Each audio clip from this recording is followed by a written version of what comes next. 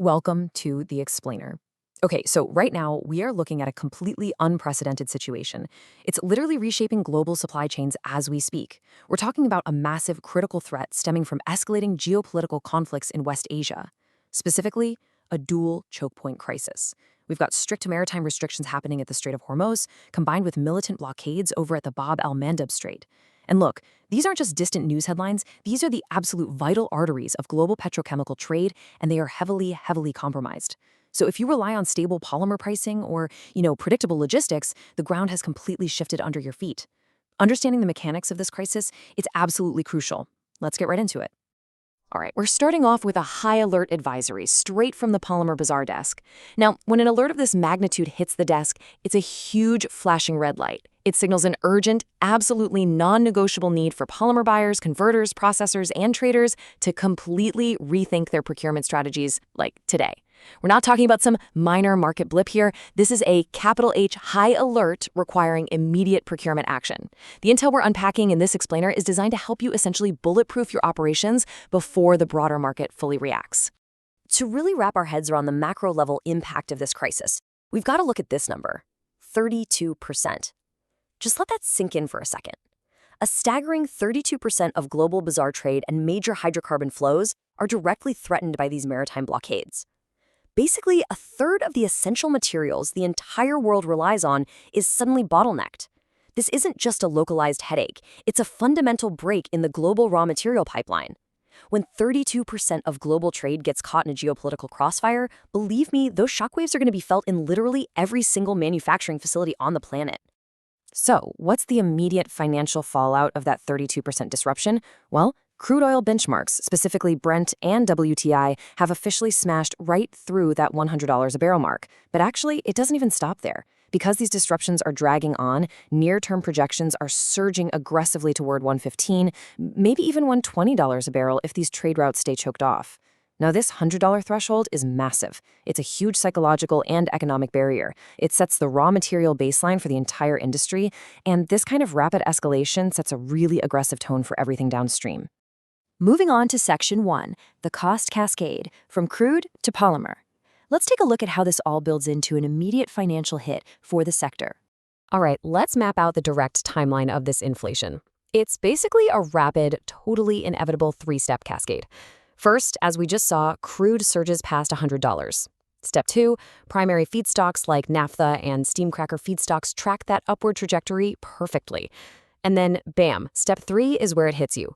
Polymer resins, things like HDPE, LLDPE, LDPE, PP, and PVC, face this immediate cost push. And why is it so immediate? Well, the crackers producing these materials are already running on remarkably thin margins right now. They literally can't absorb these higher thermal and feedstock costs. So what happens? Those price hikes get passed downstream directly to converters without a second of delay. Now, this next part is absolutely vital to understand. We aren't just dealing with a cost issue here. The actual physical supply is being tightly throttled. Major Middle Eastern petrochemical hubs, and we're talking big players here, Saudi Arabia, the UAE, Qatar, and Kuwait, they're facing severe export dispatch delays directly caused by restricted vessel movements. And because they simply can't move the volume, allocation quotas to major regions like Asia, Europe, and the Indian subcontinent are expected to tighten up sharply in the upcoming pricing cycles. So basically, you're going to be paying a lot more for a slice of a pie that is suddenly getting much smaller. Which brings us to Section 2, the physical bottleneck. Logistics in crisis. The big takeaway here is that even if you have the budget for the higher-priced material, just getting it delivered has become a massive hurdle. Let's look at the brutal reality of these physical bottlenecks. Because the Red Sea and its surrounding straits are compromised, vessels are being forced to reroute all the way around the Cape of Good Hope. And guys, that detour adds a staggering 10 to 14 days of transit time. Think about that. That's 2 extra weeks your capital is just tied up floating on the water. And to make matters worse, a longer journey means surging bunker fuel surcharges. On top of that, sailing anywhere near these high-tension zones means your war risk insurance premiums are spiking.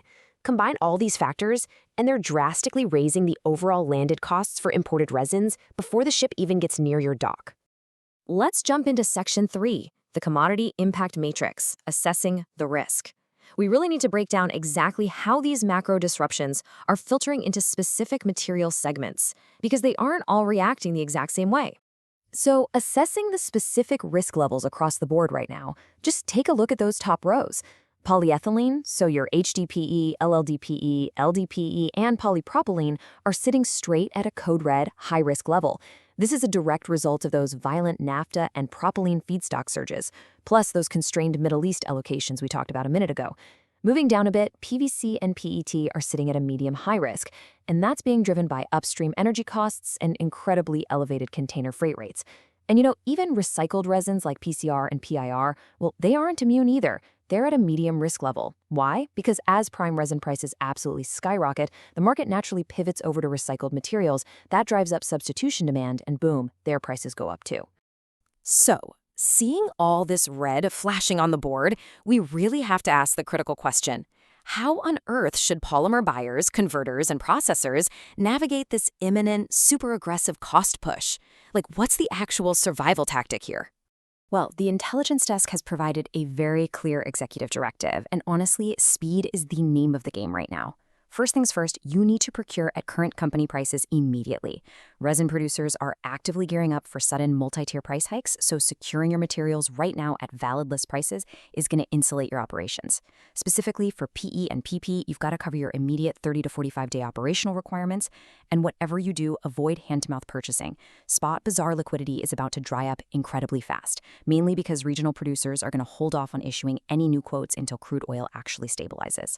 Basically, lock in those current producer offers before the revisions hit your desk. In a highly volatile dual choke point crisis like this, an information delay is honestly just as costly as a physical shipping delay.